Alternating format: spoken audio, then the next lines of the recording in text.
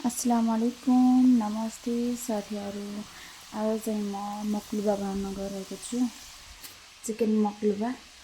आज मैले मकलुबाको लागि प्याज पारिरहेको छु यता।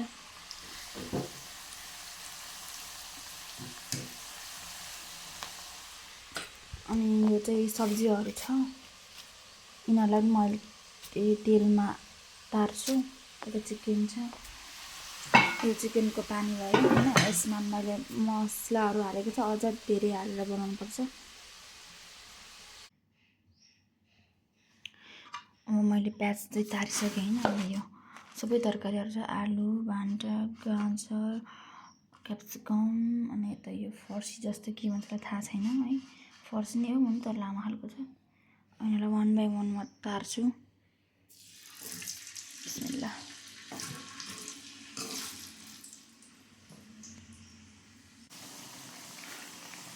यो चाहिँ चामलको लागि, यसमा चामल बोइल गर्नुपर्छ, राइस बोइल। म नुन चाहिँ उतै बाहिर लाएर ल्याएको छु, ठुलो खालको नुन क्या। धेरै यो मसलावाला के भन्छन्, धेरै पातलो एकदम सानोवाला होइन, एकदम ठुलो नुन। अनि यता आलु तार्दैछु म। साथीहरू मैले चाहिँ आलु यतिको बनाएर निकालेको छु, यतिको मजाले पाएको छैन। यो हल्का मात्रै गर्ने हो, यसलाई अझै पकाउनु पर्छ नि त भरे। यो चाहिँ खास गरी यो चाहिँ रमजानमा पकाएर खाँदा एकदम राम्रो हुन्छ। यो चाहिँ एकदम मिठो हुन्छ। यो खास चाहिँ इस्लाम दाजुभाइ तथा दिदीबहिनी आमाहरूको लागि हेर्नु होला। हजुरहरूले यो रमजानमा यसरी पकाएर खान सक्नुहुनेछ, हेर्नु होला। साथीहरू मैले चाहिँ सबै सब्जीहरूलाई चाहिँ तारिसकेँ यसरी। बाँकी छ यो चिकनलाई भुन्न, मतलब तार्न बाँकी छ। यो प्याज टमाटर चाहिँ यसलाई चाहिँ काँचै काटेर हाल्ने हो। त्यहाँनिर चामलको लागि अब पानी रेडी भइसक्यो, म चामल ल्याएर हाल्नेछु। यो चाहिँ तेजपत्ताको यो छिल्का हो। अनि यो ल्वाङ सुकुमेल भन्छ के अरे यसलाई, मलाई नाम राम्रो थाहा छैन। अघि हाल्नु पर्ने हो होइन, मैले भुलेछु, म अहिले हालिदिन्छु ल। बिस्मिल्लाह। चिकन चाहिँ यता रेडी हुँदैछ। मैले चाहिँ चिकन नै तारेर रेडी बनाइसकेँ हो। तपाईँहरूलाई कतिको मनपर्छ, कतिको धेरै चिकन चाहिँ फ्राई गरेको मनपर्छ, त्यति नै पार्न सक्नुहुन्छ। मलाई चाहिँ धेरै चिकन फ्राई नगर्नु भनेर भन्नुभएको छ क्या। अनि त्यही भएर यतिको, उहाँहरूलाई चाहिँ यतिको मनपर्छ कि त्यही भएर यतिकै बनाइदिएको छु है। अब मेरो सब्जीहरू रेडी भइसक्यो। बस अब मैले खानाको लागि इन्तजार गर्नुपर्छ, मतलब पर्खिनुपर्छ यो पाक्दैछ। अनि फेरि यसलाई स्टेप बाई स्टेप राखेर पकाउनुपर्छ। सेम यो बिरयानी जस्तै हो, तर बिरयानीमा चाहिँ यो सब्जीहरूको प्रयोग हुन्न, यहाँ चाहिँ सब्जीहरूको प्रयोग हुन्छ। यो चाहिँ खास गरी अरबिक डिस हो क्या, अरबिक खाना हो। अब अरबिक खाना भनिसकेपछि त बुझ्नुहुन्छ होला, यो चाहिँ मुस्लिमहरूले खान्छ प्रायः यतातिर। मैले चाहिँ यहाँनिर यस्तो टमाटर काटेर तयार पारिसकेँ। यो चाहिँ सलादको लागि, यो चाहिँ खस, यसलाई नेपालीमा के भन्छ थाहा छैन मलाई, यतातिर चाहिँ खस भन्छ। काँक्रा, यो चाहिँ खियर भन्छ। अनि यो गाजर भयो, गाजरलाई मैले गेजर भन्छ। टमाटर, लेमन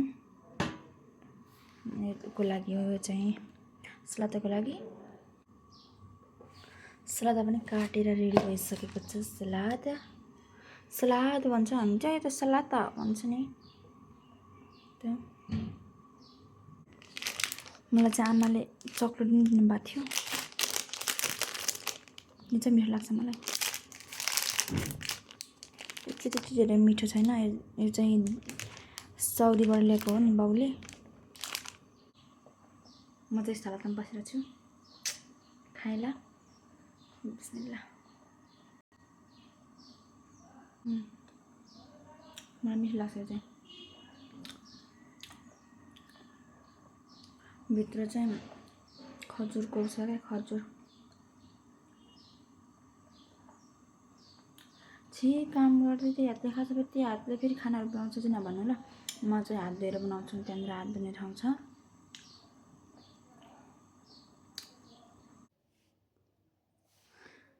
खाना पनि रेडी भइसक्यो।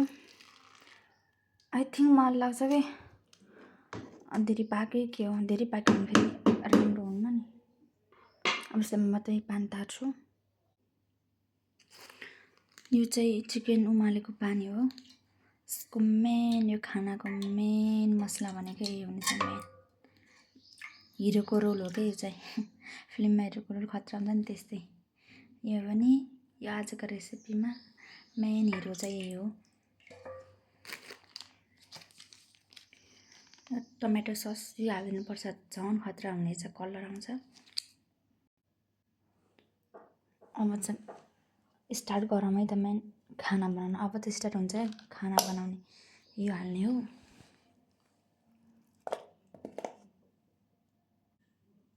मैले सब्जीहरू स्टेप बाई स्टेप राखेँ साथीहरू। टमाटर चाहिँ किन तल राख्ने भनेदेखि फेरि पकाउनु पर्छ नि त, अनि सब्जीहरू त पाकिसक्छ, अनि डढ्ने सम्भावना हुन्छ धेरै, त्यही भएर यसलाई नपकाउने हो। टमाटर चाहिँ काँचै राख्ने, यतिबाट पानी आएको कारणले गर्दा अलिक डढ्न कम हुन्छ भनेर। अब त्यसपछि चाहिँ चिकन राखिदिने हो। मैले त चिकन पनि राखिदिइसकेँ। चिकन राखिदिइसकेपछि अब यो पानी छ जुन यस्तरी चलाएर यस्तरी हल्का साइडबाट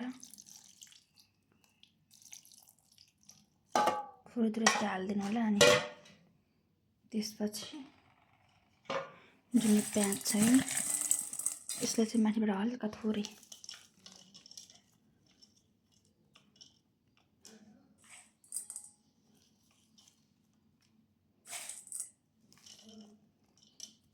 यसरी राखिदिनु होला। त्यसपछि माथिबाट खाना यसरी हालिदिनु होला। मेरो चाहिँ मोबाइल पक्रिदिने मान्छे नभएर हो होइन, मैले फर्स्ट टाइम भिडियो बनाउँदैछु यसरी, त्यही भएर अलिक अप्ठ्यारो भएको चाहिँ यसरी खाना हालिदिनु होला। अनि त्यसपछि के गर्नुहोस् भनेदेखि फेरि थोरै यो पानी चाहिँ यसरी माथिबाट हालिदिनु होला, साइडबाट।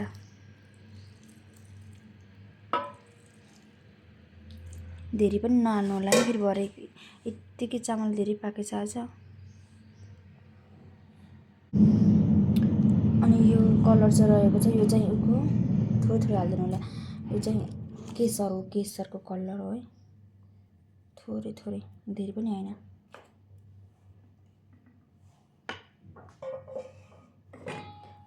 अनि त्यसपछि फेरि आएको यो जुन प्याज छ यसलाई यस्तरी हालिदिनु होला माथिबाट।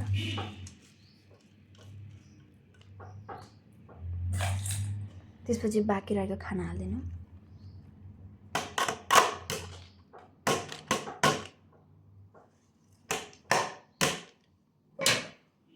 यसरी मिलाइदिनु होला।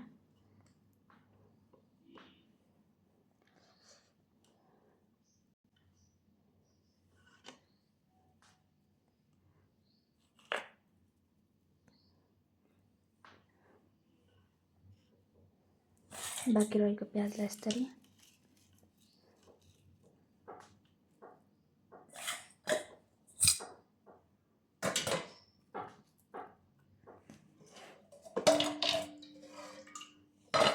जुन सुप थियो त्यसलाई फेरि थोरै थोरै हालिदिनु होला। थोरै भयो भने पनि मिठो हुँदैन, धेरै भयो भने पनि मिठो हुँदैन, ठिक्क हाल्न सक्नुपर्छ।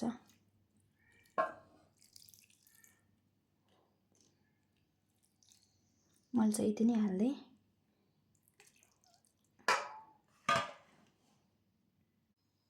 मैले त यसरी एल्युमिनियमले छोपेर यसरी राखिदिएँ। ग्यासको चाहिँ एकदम सानो हुनुपर्छ है। यसको चाहिँ अचार बनाउन आँटेको। चक्लेटमा चाहिँ फेरि पनि अर्को चक्लेट, म चाहिँ फेरि अर्को चक्लेट खान जाँदैछु।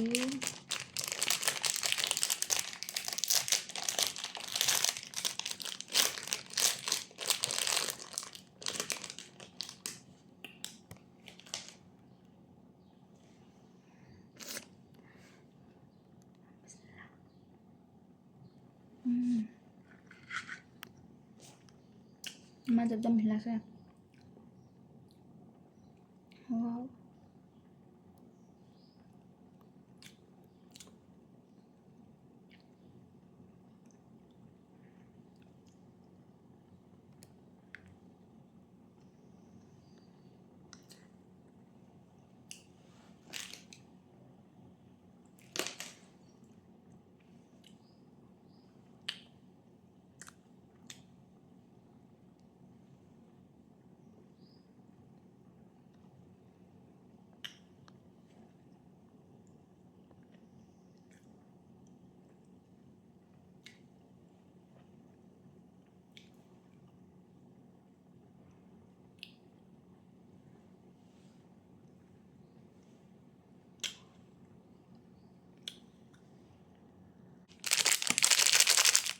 यसको पाली अर्को यो चाहिँ बिस्मिल्लाह।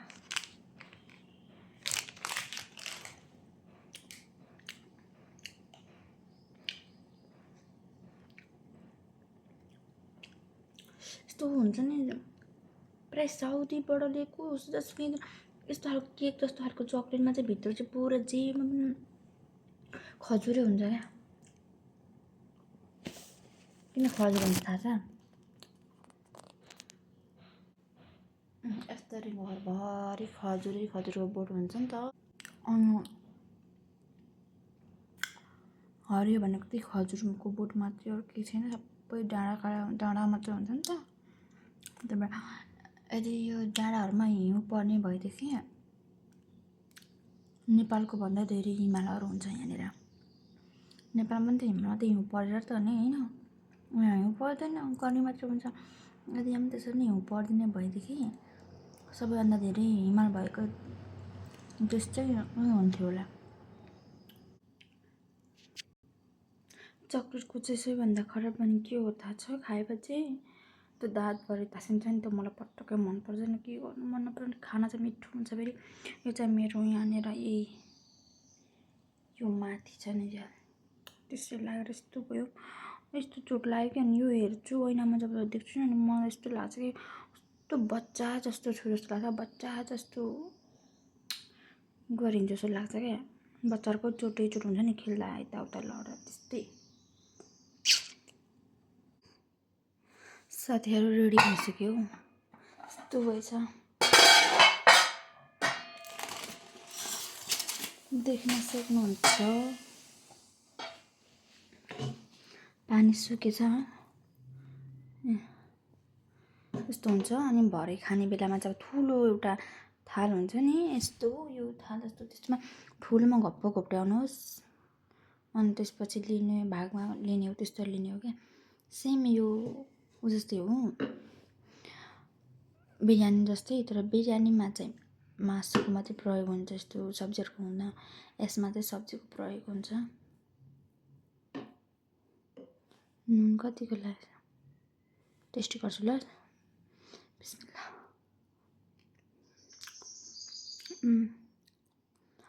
हेर्दाखेरि चाहिँ नमिठो देखेको होला, तर खाँदाखेरि चाहिँ एकदम मिठो हुन्छ र यो।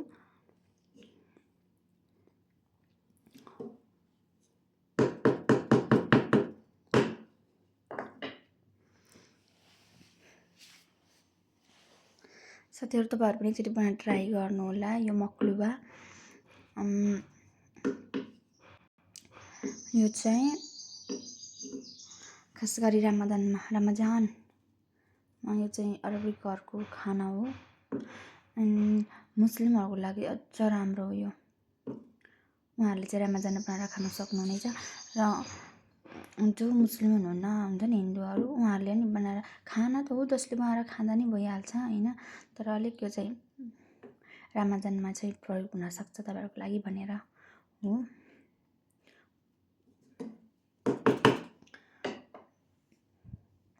सबैजनाले हेरिदिनु होला। अनि त्यसपछि मलाई यस्तो भिडियोहरू पनि बनाउन आउँदैन र राम्रोसँग बोल्न पनि आउँदैन, किनकि यो मेरो फर्स्ट टाइमको भिडियो हो। अनि मलाई यसलाई मान्छेहरूले काटेर हाल्छ, एडिट गरेर हाल्छ नि। मलाई त्यस्तो एडिट गर्न नि आउँदैन, केही नै गर्न आउँदैन। मैले फर्स्ट टाइम बनाएको भिडियो। हजुरहरूको जसको मोबाइलसम्म मेरो यो भिडियो पुग्छ, सबैजनाले लाइक गरिदिनु होला। अनि मलाई सब्सक्राइब पनि गरिदिनु होला। त्यसपछि कस्तो लाग्यो तपाईँहरूलाई मेरो भिडियो कमेन्ट पनि गरिदिनु होला। हजुरहरूलाई राम्रो लाग्यो भनेदेखि राम्रो लाग्यो भनिदिनु होला। राम्रो छैन भनेदेखि के कमी देख्नु भएको छ तपाईँहरूले त्यस कमीहरू कमेन्टमा लेखिदिनु होला। सबैजनाले माया गरिदिनु होला। यो मेरो पहिलो भिडियो हो र मलाई त्यस्तो राम्रो बनाउन नि आउँदैन। मैले जस्तो आउँछ त्यस्तै बनाएको छु। यति भन्दै म मेरो यो भिडियो यहीँनिर समाप्त गर्दछु। धन्यवाद।